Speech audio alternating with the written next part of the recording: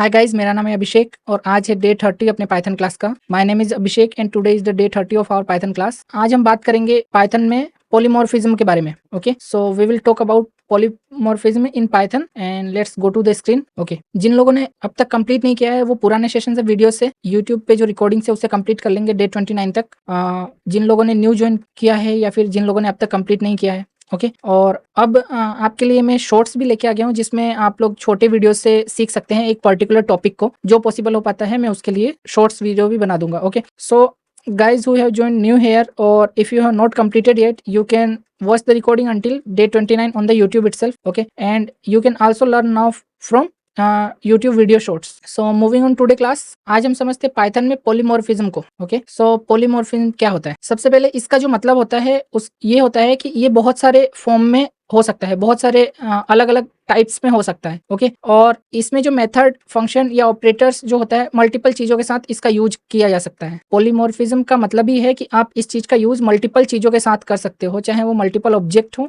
जिनका टाइप अलग अलग हो, मल्टीपल क्लासेस हो या कुछ भी हो। Okay, so you can use polymorphism. The word polymorphism meaning many forms. Okay, it means it's refer to the ability of the method, function or operators. So you can use a single thing with many type of thing, like two different type of object and two different type of classes, etc. Okay, so we are looking for an example. So we are taking example of len function, the length function inside our polymorphism. Okay, so we have already seen this, that the len function, the length function is returned in Python. So for string it return the length, how many character inside a string. Okay, so I am taking an example here. I am taking a variable x and some character inside a string, and when I calculate the length of the x, it means length of this string, it should return the length of this string, which is 6 right now for these characters, this string. Next thing, when I take a tuple here, okay, so here you can see here is a tuple of fruits. So when I calculate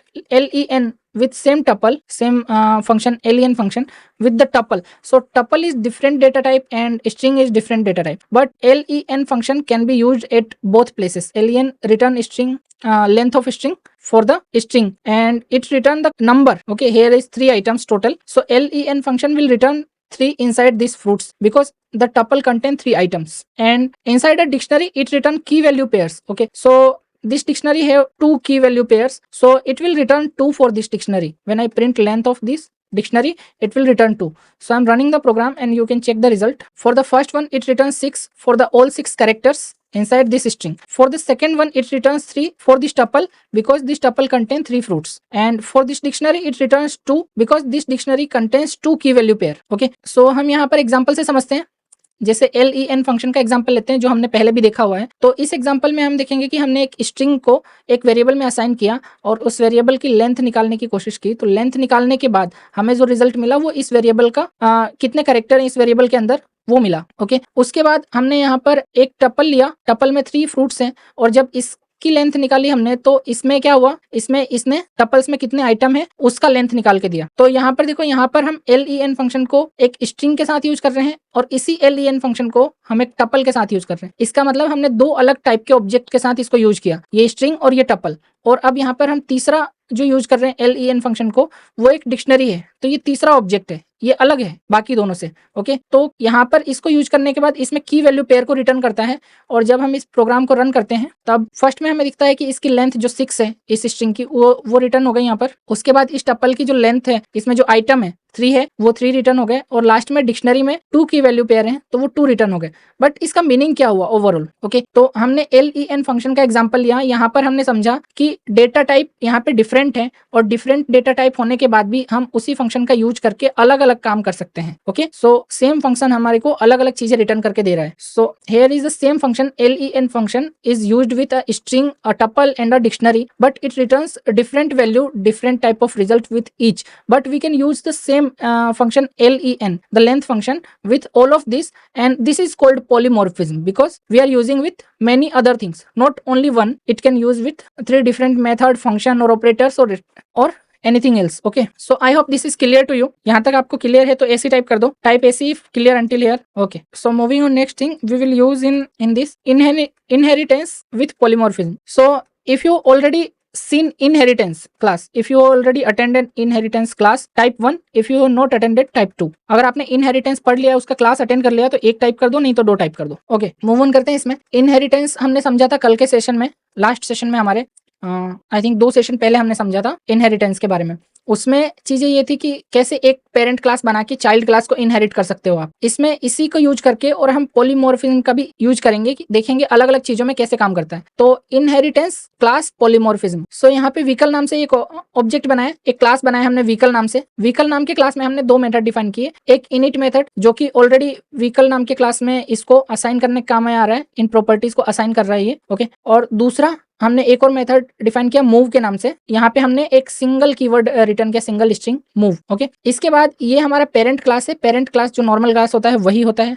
okay, और यहाँ पर हमने 3 child क्लासें बनाई है. सबसे पहली class बनाई व्हीकल से कार, जो कि व्हीकल को एक्सटेंड करता है, मतलब व्हीकल के सारे प्रॉपर्टीज और मेथड इसमें ऑलरेडी एक्सेस हो जाते हैं. यहाँ पे हमने पास स्टेटमेंट का यूज किया है. पास स्टेटमेंट का मतलब यहाँ पे हम कुछ नहीं लिख रहे हैं, इसमें जो चीजें हैं वो हमारे लिए काफी है. ओके, हमने जस्ट क्लास बना दी. एक और क्लास बनाई हमने बोट के नाम से, और बोट में हमने व्हीकल को एक्सटेंड किया और यहाँ पे हमने रिटर्न कर दिया. इस मेथड को ओवरराइड किया हमने. देखो यहाँ पर मूव नाम से जो मेथड है पेरेंट क्लास के अंदर, उसको हमने वापस डिफाइन किया. यहाँ पर चाइल्ड क्लास में वापस मेथड डिफाइन करने का मतलब आप इसको ओवरराइड कर रहे हो. अब ये वाला मेथड आपके लिए वैलिड नहीं है इस चाइल्ड क्लास में, ये वाला मेथड ओवरराइड कर देगा इसको और ये वाला मेथड वैलिड हो जाएगा. नेक्स्ट थिंग, हमने प्लेन नाम के क्लास में मूव मेथड डिफाइन किया जिसमें रिटर्न कर रहा है फ्लाई. वापस से हमने ओवरराइड किया है सेम मेथड को जो पेरेंट क्लास में है. हमने तीनों क्लासेस का एक एक ऑब्जेक्ट क्रिएट कर लिया. ऑब्जेक्ट में हमसे पूछा जा रहा है 2 चीजें, ब्रांड और मॉडल. तो क्योंकि इन तीनों क्लासेस ने व्हीकल को इनहेरिट किया है तो इसकी वजह से हमें ब्रांड और मॉडल ऑटोमेटिक देखने को मिल गए सब में. यहाँ पे हमने सबके कार के ब्रांड और मॉडल, एक बोट का ब्रांड और मॉडल और एक प्लेन का ब्रांड और मॉडल, ये तीनों चीजें टाइप कर ली और एक एक ऑब्जेक्ट क्रिएट कर लिया तीनों अलग अलग क्लासेस से. ऑब्जेक्ट क्रिएट करने के बाद हमने एक इसका एक टपल बनाया. टपल बनाने के बाद एक व्हीकल लिया यहाँ पे ऑब्जेक्ट फॉर लूप में. तो व्हीकल यानी कि वी इन ये पूरा टपल जो है सारे ऑब्जेक्ट का, इनको बनाने के बाद हमने प्रिंट किया जहां पे व्हीकल के ब्रांड, व्हीकल के मॉडल और व्हीकल में मूव नाम से जो मेथड हो रहा है. फर्स्ट में ये मूव कॉल होगा, यहाँ पे पास हो गया तो इसी को इनहेरिट करेगा. सेकंड में इनहेरिट किया लेकिन इसने ओवरराइड कर दिया तो इसको कॉल करेगा, और थर्ड में इसको कॉल करेगा. तो हम यहाँ पे बताना चाह रहे हैं पॉलीमॉर्फिज्म के थ्रू कि हमने मूव नाम का जो मेथड है वो तीनों में अलग अलग है. ओके, मेथड का नाम सेम है मूव, बट इन तीनों क्लासेस में मेथड अलग अलग है, चाहे वो पेरेंट क्लास में हो चाहे वो चाइल्ड क्लास में हो. ओके, मेथड अलग अलग है सेम नेम से. ओके, बट ये अलग अलग चीजों को कॉल करेगा. तो क्योंकि हमने एक ही मेथड बनाया यहाँ पर एक ही नेम से और वो अलग अलग पे काम कर रहा है तो उससे हम कहते हैं पॉलीमॉर्फिज्म. ओके, तो यहाँ पे ये तीनों बार यही मेथड काउंट होगा इसी व्हीकल पे, इसी यहाँ से, तो इसलिए यहाँ पे पॉलीमॉर्फिज्म का यूज किया गया है. ठीक है, इसको प्रिंट करके हम चेक करते हैं क्या रिजल्ट आता है. तो यहाँ से हमारे पास आ गया है प्रिंट. इस प्रिंट स्टेटमेंट के थ्रू पहले वाला कार का नाम आ गया जो कि मूव होता है. सेकंड बोट का नाम आ गया जो कि सेल यानी कि तैरता है. और थर्ड में यहाँ पर एक प्लेन का नाम आ गया जो कि फ्लाई यानी कि उड़ता है. ओके, सो इस टाइप से हमने सिंगल मेथड का यूज करके अलग अलग काम किए, अलग अलग क्लासेस में काम किया, उसको पॉलीमॉर्फिज्म बोलेंगे. So we can see here we have using practical in polymorphism. So inheritance class we are inheriting class we have seen in our last session. So in this vehicle class we have created a parent class vehicle and defining a method as well defining a second method move. So the init method is assigning both the values you are passing inside in this properties, and the second method move method we will define. So we are defining here 3 child classes from this vehicle parent class. So defining car, extending this vehicle class. If you are unable to understand what I am talking about inheriting and this all, we have already cleared 2 sessions ago, so you can watch the inheritance class to understand better. Okay, so this is the car class, this is the boat class. So car class we are passing, it means it inheriting all of this and we are doing nothing with the car class. Next, with the boat class we are overwriting the method because move method is already defined inside the vehicle class, so we are overriding the method here. So the parent class method is no more valid for this class. So boat class defining its own move method and plane class defining its own move method. So all the methods is written some string inside it. We are creating a car, boat and plane class, one object for each, and passing the brand and model for each object. So we are taking all these 3 objects and creating a tuple inside a for loop. Okay, and for accessing each tuple with a variable we are printing the brand, the model, both the properties inside vehicle, and this move method accessing the benefit of polymorphism because move method is defined also inside the vehicle class as well as inside boat class and move plane class. Okay, so we are calling this single move method on this particular variable for each object because of this polymorphism. Okay, and this is what called polymorphism, because accessing three different type of or some different type of object for particular one method. Okay, this is what I talked about here. So it defined in many form and method, function, operators. Okay, in the classes, object or classes. So I'm going to run the program and you can see the result. The first one, car, printed for this brand and model, and the move method printed here,